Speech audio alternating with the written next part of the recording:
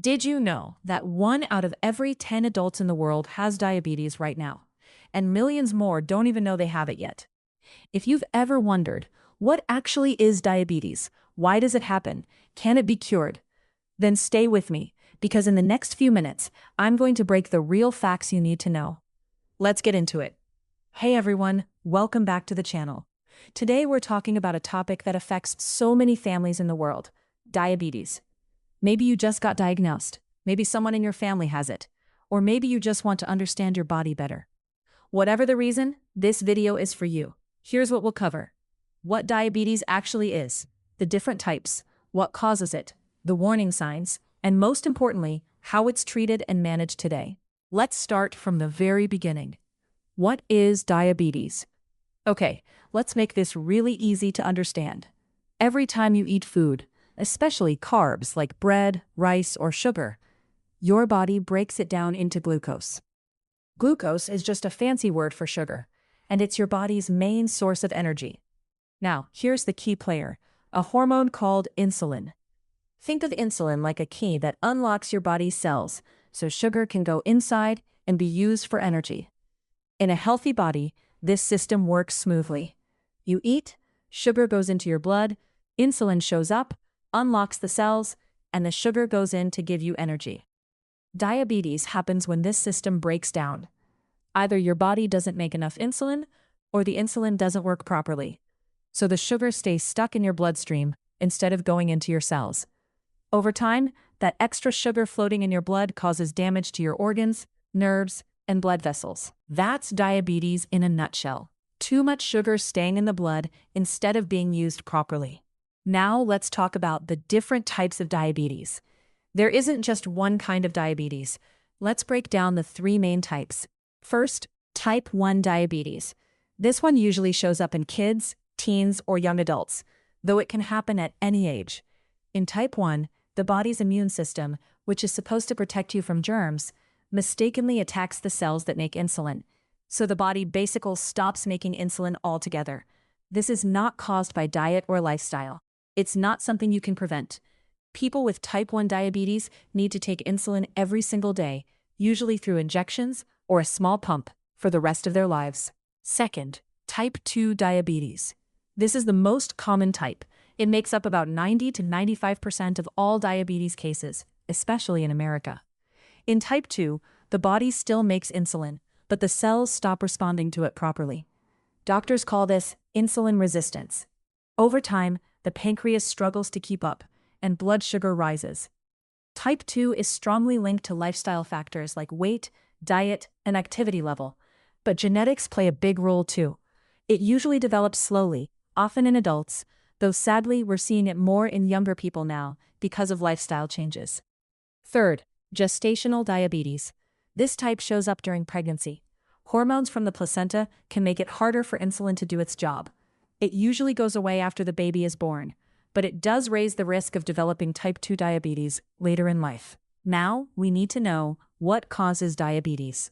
For type 1, scientists believe it's caused by a mix of genetics and possibly a trigger, like a viral infection, that causes the immune system to attack the insulin-making cells. You need to keep it in mind that it is not caused by eating too much sugar. That's a common myth. For type 2, several things raise your risk: being overweight, especially carrying extra weight around your belly; not being physically active; family history. If your parents or siblings have it, your risk goes up. Age. Risk increases after 45. Race and ethnicity. In the U.S., type 2 is more common among African American, Hispanic Latino, Native American, and Asian American communities. High blood pressure or high cholesterol. Poor sleep and chronic stress. Believe it or not, these also play a role. How do you know if you might have diabetes? Here are the most common signs and symptoms: feeling extremely thirsty all the time, peeing a lot, especially at night, feeling very tired, even after resting, blurry vision, cuts or sores that heal slowly, tingling or numbness in your hands or feet, losing weight without trying. This is more common in type 1. Here's the scary part: many people with type 2 diabetes have no symptoms at all for years. That's why regular checkups and blood tests are so important, especially if diabetes runs in your family. Now let's get to the part everyone wants to know. What can be done about it? I want to be upfront with you. Right now, there is no medical cure for type 1 or type 2 diabetes. But, and this is important, diabetes can be managed extremely well, and many people live long, full, healthy lives with it. For type 1 diabetes, daily insulin is required through injections or an insulin pump. Regular blood sugar monitoring, often with a continuous glucose monitor, a small sensor on the skin. Balanced eating and carbs counting. Staying active. For type 2 diabetes, this is where there's actually really encouraging news. Many people are able to bring their blood sugar down to healthy levels through losing even a modest amount of weight. Studies show losing just 5 to 10% of body weight can make a big difference. Eating more whole foods, vegetables, lean protein, whole grains, and cutting back on sugary drinks and processed foods. Moving your body regularly. Even a 30-minute walk a day helps a lot. In some cases, insulin therapy, if blood sugar is very high. Here's something really encouraging. Some people with type 2 diabetes who lose a significant amount of weight and change their lifestyle can reach what doctors call remission, meaning their blood sugar stays in a normal range without medication. It's not guaranteed for everyone, and it requires real commitment, but it shows just how powerful lifestyle changes can be. For gestational diabetes, usually managed with diet changes, exercise, and monitoring, and sometimes insulin if needed. Now, we come to prevention tips, especially for type 2. If you don't have diabetes but want to lower your risk, here are simple, doable habits. Move your body. Aim for at least 30 minutes most days. Walking counts. Watch your portions. You don't need to cut out entire food groups. Just eat balanced meals. Cut back on sugary drinks, soda, sweetened coffee, energy drinks. Get enough sleep.